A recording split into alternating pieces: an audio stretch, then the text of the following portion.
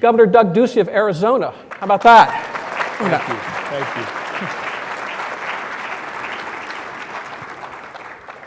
you. Nice to see you. I don't really see you because of the lights, but I trust you're out there. I'm Jay Nordlinger of National Review, and I want to, oh, please.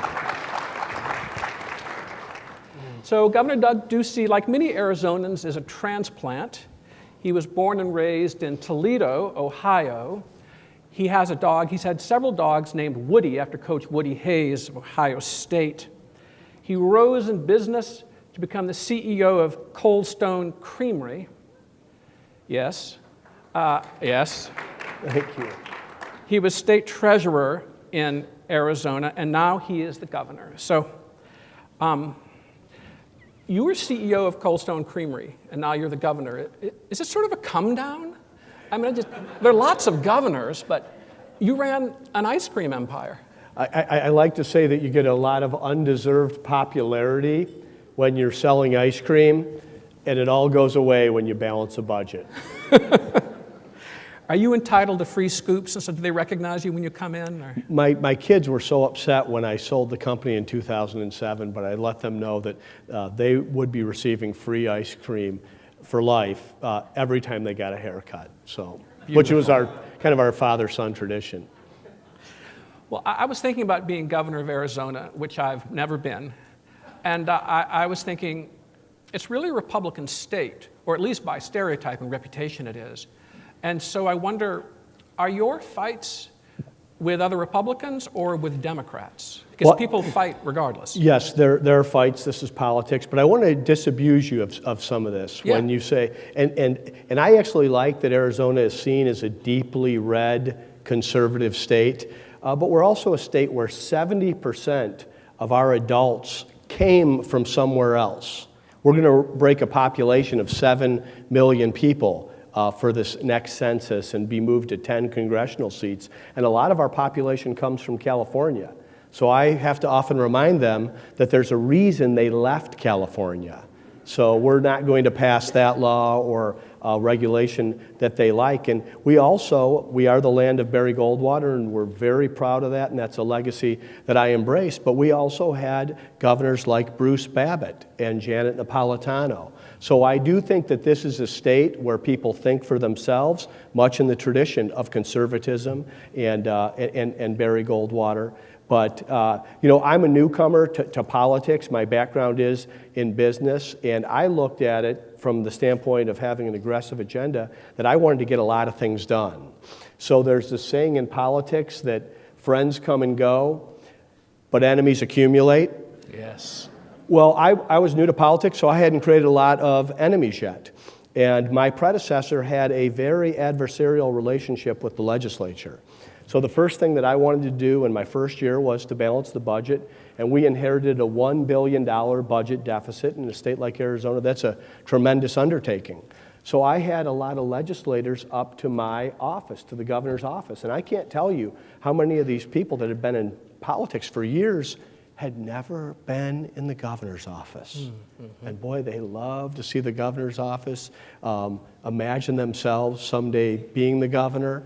And I said, listen, I ran as an outsider and a business person. I want to balance this budget. And you know how this works in the legislative district rooms, where no matter where you are in the state, if you say something about me, it gets back to me?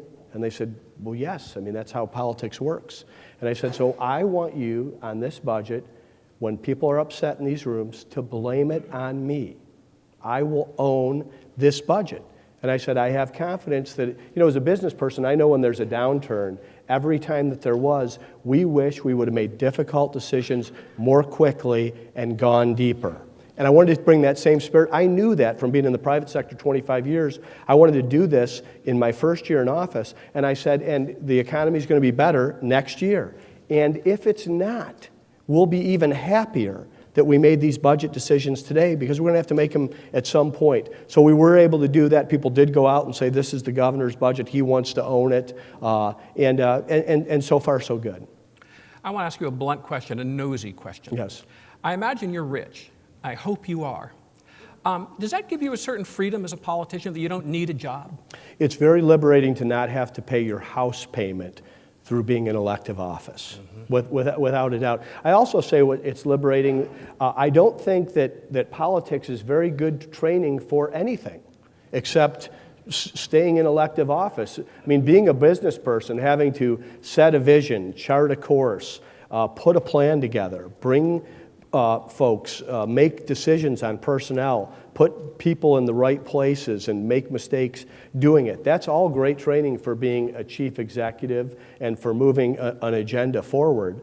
And I would also say it's liberating that the fact that I wanted to do this job, I thought I could do a good job at it, so I have a plan in mind. You don't get everything you want, no one does in elective office. But it is liberating that if, for whatever reason, we weren't to have success here or have re-election, that there are many other things that I could do with my life, yes. So I read that you're requiring students to pass a civics test. Yes. Can that be so? What kind of ogre are you? Yeah, I went to during the campaign, early on in the campaign, I went to this dinner that I had been to before called the Joe Foss dinner. Joe Foss was the governor of North Dakota. He was a World War II hero and a fighter pilot. And the guest speakers that night were Charles Krauthammer and Richard Dreyfuss. I think you all know Charles Krauthammer on the right. Richard Dreyfuss is as far to the left as you can get, as anyone that I've ever seen. They both said they disagreed about everything under the sun, but what they agreed on was the American Civics Act, and that all of their disagreements, all of their debates were healthy and respectful and polite and came from a foundation of our founding documents, the Federalist Papers, etc. And there is a test that new naturalized Americans take on the day that they become an American called the American Civics Test. It's 100 questions. Everyone in this audience would get 95% or greater on it. It's not that hard. Who was the first president of the United States? How many United States senators are there? How many branches of government are there? Those types of things. Then I saw the statistics that of our 8th graders, less than 7% could identify a picture of Abraham Lincoln and tell you 2 things that he did that were important, could tell you how many justices are on the Supreme Court. So I went to the Joe Foss Institute and I said, I want to take that legislation. That's going to be the first thing I do as governor. And I actually ran a commercial that if you elect me as governor, we're going to fix K-12 education and Arizona kids are going to know American history and civics. And I had a 12 I had 12 opponents in my primary. It's hard to differentiate yourself with that many people on stage. And just like right now, that was a spontaneous applause line. And there are very few spontaneous applause lines when you run for elective office. And so we did that. This was the first law we passed in the first week, and I can't believe, talk about the low-hanging fruit that's available in government. We were the only state in the nation to do this. Now we've had 15 states do it. I'm encouraging other governors to do it, both Republican and Democrat. Jay Nixon, the former governor of Missouri, signed up to be a co-chair. This is a good first step to just talking about fundamental, foundational American liberty and civics. But yes, that was our first law, and now you will not get your high school diploma if you don't pass this test. It came into being. We had to give them a little bit of time to, plan for it. So, Governor, you're a border state governor. Yes. And I'll tell you a little story. I was interviewing Condoleezza Rice in, I think, 1999 at Stanford, and she was advising Governor George W. Bush of Texas, and we were talking about foreign policy, and she said, yeah, he's a border state governor, like Reagan. And I said, yeah, and like Jesse Ventura, the governor of Minnesota. And she narrowed her eyes and said, you know what I mean. And so when you run for president, remember you're a border state governor. That gives you foreign policy experience. I grew up in a border state, too. We bordered Michigan, Jay. Mm-hmm. And an honor it was, wasn't it? Let's talk about the wall. Yes. I'm going to quote to you one of the guests at our conference, Tom Cotton, who says, "It's long past time that we take control of our border, and the best way to do that is to build a wall." Do you agree? I think it is long past time we take charge of our border. One thing, if you run for governor in Arizona, you get to crisscross the state and get everywhere, and you will get to our border counties, and you will talk with the ranchers on the border. And you will also see that the border of Arizona is wide open and unprotected. And the drug trade that you see in this country, the heroin that you see in this country, is a result of neglect on the border. Already in Arizona, about 2/3 of our state has a fence or a wall or a physical barrier. It's there for some reason, but there's 1/3 where you can walk right across it. I have confidence. I met John Kelly, Secretary Kelly, then General Kelly, the day before inauguration. And I asked him that his first trip be to Arizona. His first trip was to Texas, Arizona, and California. We want to Nogales, which is a border town in a border county. His communication, his discussion about what they were going to do to secure the border. No one is asking for the border to be sealed, nor is did anyone run on the border being sealed. But being secure, having an idea who's coming and going, having robust, energetic ports of entry, but so that people with packs on their back full of drugs are not coming across these borders. I'll give you another statistic. We've got about 4,400 border agents in the state of Arizona. These border agents reside in Maricopa County and Pinal County. You don't have to run for governor of Arizona to know that those are not border counties. Barack Obama has been playing defense on border security and public safety, and I'm confident that President Trump and Secretary Kelly are going to play offense. Governor, let's leave illegal immigration to one side for a minute. I love to quote the late, great Sonny Bono. When he was first running for office, someone said, "Hey, Sonny, what's your position on illegal immigration?"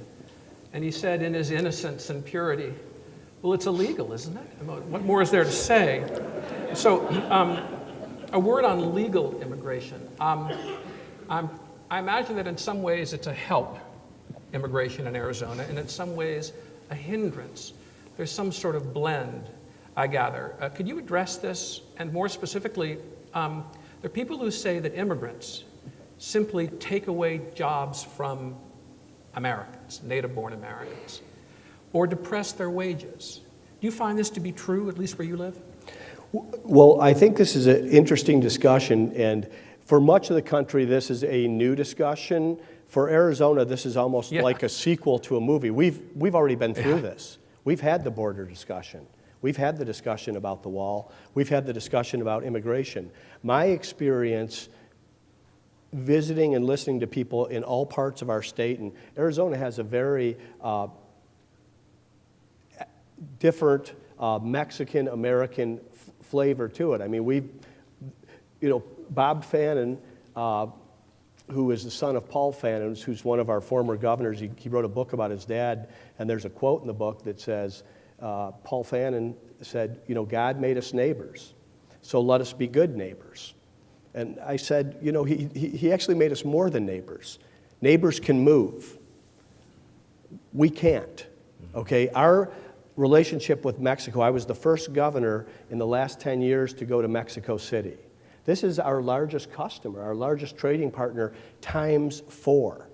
The reception, the welcoming, the hospitality that they gave me and a delegation of other business leaders, people from the universities for exchange programs and government leaders that work on issues like the border and public safety was tremendous. I've met with the Secretary of State of Mexico 5 times. Angela and I went down to the inauguration of the new governor of Sonora, the first female governor in the history of Mexico.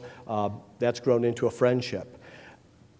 There are issues on the border, and there are issues of public safety. Regarding immigration, I think as Americans, our favorite symbol, or among our favorite symbol in this nation, is the Statue of Liberty.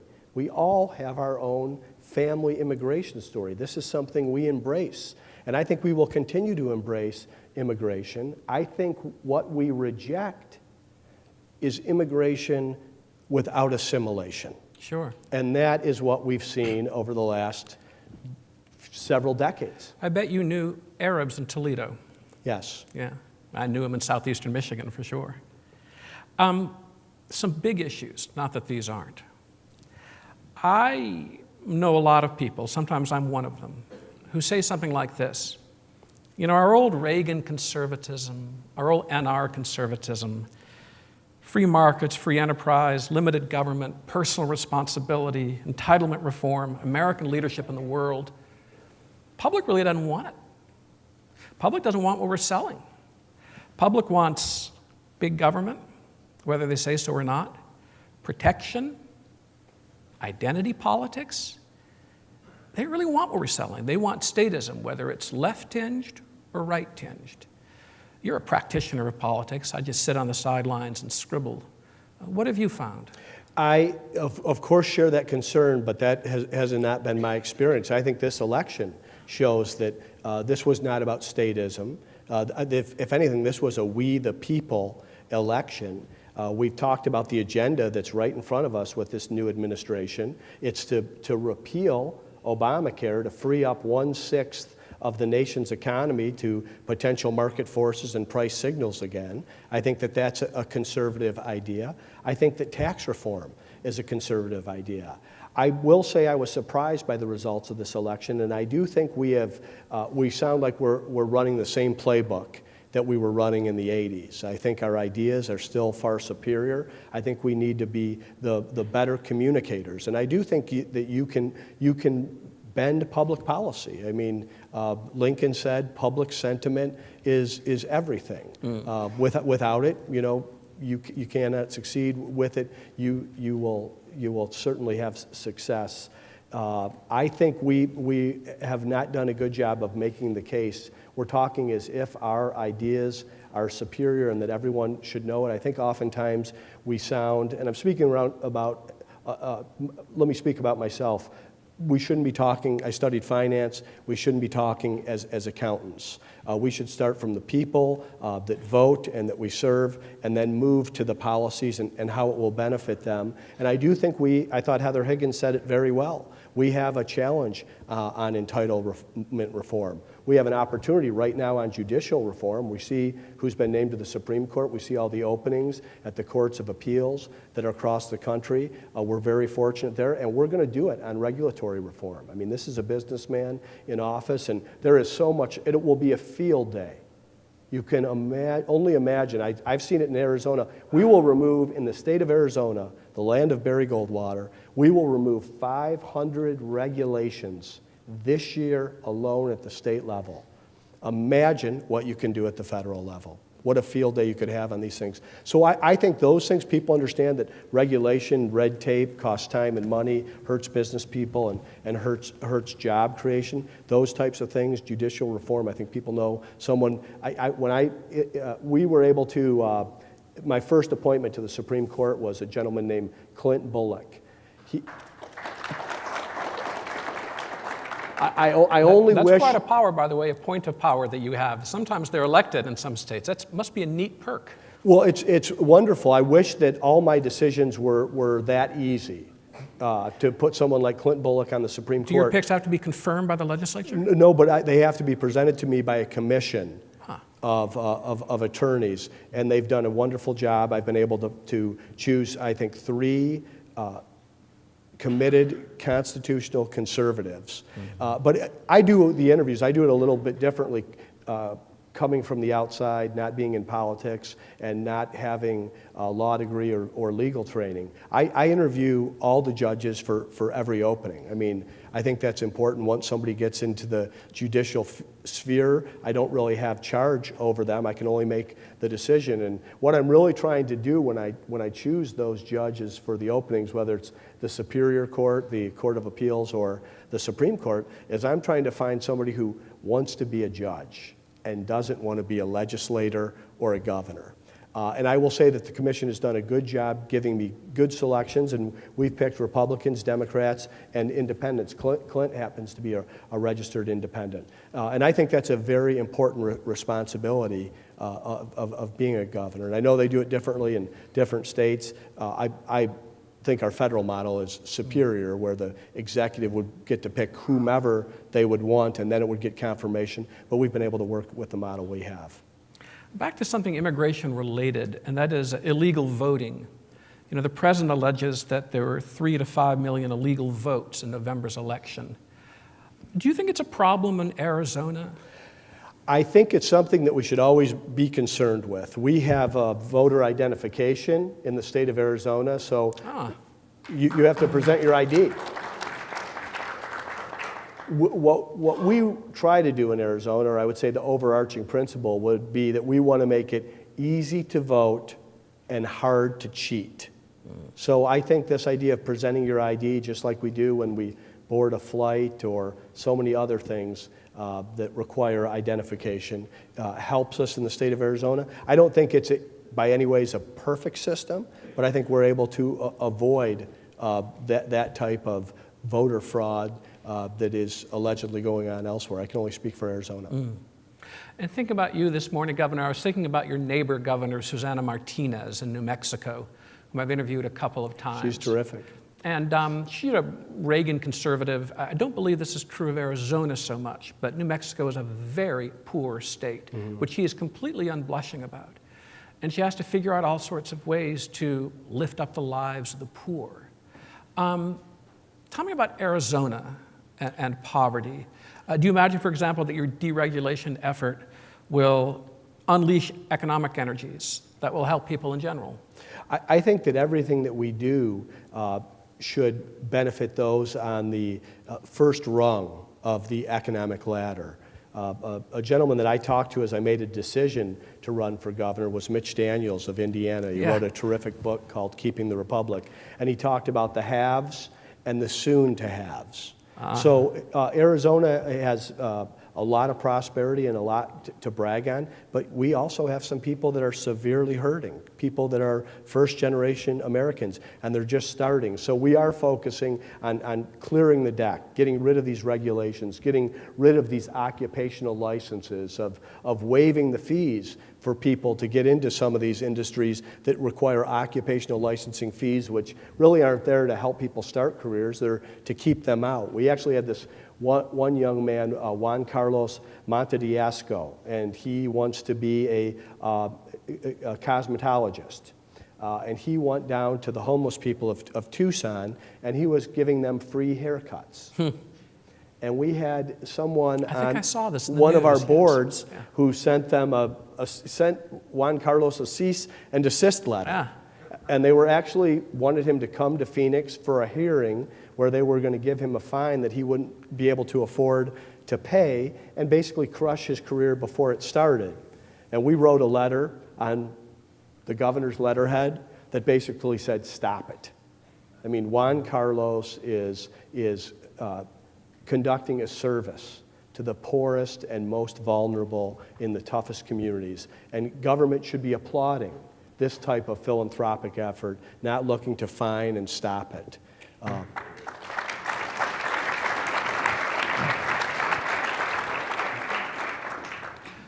going to give you something big and general and gauzy. This is something I've been thinking about. I'm thinking about leadership in politics and followership. And I'm struck by how few politicians are really willing to argue and persuade. You know, there's that famous expression, it might be from the 60s, so it was certainly popular then, to speak truth to power. I also think there's such a thing as speaking truth to the people, which is dangerous politically. I'll give you an example so it's not so vague. I believe, I can't swear to it, but I'm 99% sure that there are politicians, Republican politicians, who believe that the Trans-Pacific Pact, for example, is in the interest of the United States. But their voters, and especially the activists, are against it because they've been led by the media they follow to believe that it's bad. So they're against it. And one of my lines is, why not try to make an argument? And next time you're reelected with only, let's say, 58% of the vote instead of 64. So leaving TPP aside, this is a strange thing to ask a politician to admit, but are you at odds with the voters, with the majority, on anything that you need to talk about and try to bring them along on? Take it in any direction you like. Sure. I think this is a very good question, and it is the responsibility of leadership, and it's why you have a campaign, it's why you make commitments, it's why you set an agenda. I'm someone who believes in free trade. I mean, as I've watched these free trade agreements be signed, I've seen incredible prosperity and wealth creation in our country. And I also have seen a lot of displacement. And I do think someone said earlier about the idea of rather than the jobs finding the people finding the jobs. This is something I want to do as governor. We have literally billions of dollars flowing to our state to give people a check every 2 weeks. That's very easy to do. It's something many governors do. I think the hard work is when someone loses their job or is down on their luck, that first time they come in, that you have a check available for them, part of the social safety net. But 2 weeks later, you have a tool belt available. I mean, we can't get houses framed in the state of Arizona. We can't get drywall hung. We have our housing industry, again, on the move. Yet we have 150,000 people, and we're going in the right direction. When I came into office, we had 185,000 people out of work. I think this idea of connecting people with work rather than thinking that the government's going to train them or we need some kind of magical program out there, these are things that leaders can do. And the thing that I'm thrilled about with this administration is that I believe that there's a cabinet here that understands that governors can get this done. I think that Mike Pence, being a successful governor of Indiana who followed Mitch Daniels, knows that not all the answers are in Washington, D.C. So I think if on education, on the social safety net, we can push these dollars and programs to the states and let the governors innovate, let them experiment. I said in my State of the State last year that we've had some real success in our economy in these first 2 years. But I said I would be remiss if I didn't thank my partner in growing Arizona's economy. And that's California Governor Jerry Brown. Jerry Brown has done more things to help Arizona and to drive people and producers, raising taxes, his own cap and trade program, taxing emissions of computer monitors. What one successful entrepreneur, tech entrepreneur that everyone would recognize their name, said to me when I went to visit him in Silicon Valley, said, California, so screwed up because we can afford to be. Mm-hmm. Well, over the course of time, that will change. The pendulum will swing. I don't think it's good for our country that we have governors leading in the wrong direction, but this will be to Arizona's great advantage for the next 10 years until California can right the ship. So to me, focusing on growing the economy, focusing on fixing K-12 education so kids have skills after they've sat in a chair for 12 years in front of a teacher. These are nonpartisan ideas, but it is the conservative thought, the conservative way, lower taxes, lighter regulation, parental choice in education. These are things I think you can walk into any room in the state of Arizona, and I've learned how to properly present this, and parents will shake their head and say, that's what I want, and we've never used the word Republican or conservative to win that vote, that people say that that is a better way forward. And I think that's the challenge to all of us in elected leadership and thought leaders and influencers. And I'm really grateful to be here today. I'm a big fan of National Review. I was given one my freshman year of college. I was watching my black and white TV in my room, and one of the smartest guy on my floor came in and said, are you a Republican? And I said, I've never voted. My parents didn't use the words Republican and Democrat, but it was Ronald Reagan. I said, I agree with everything he's saying. And he said, well, then you're a conservative. He gave me a copy of National Review, and I've been a reader and a subscriber ever since. So this is a real thrill for me.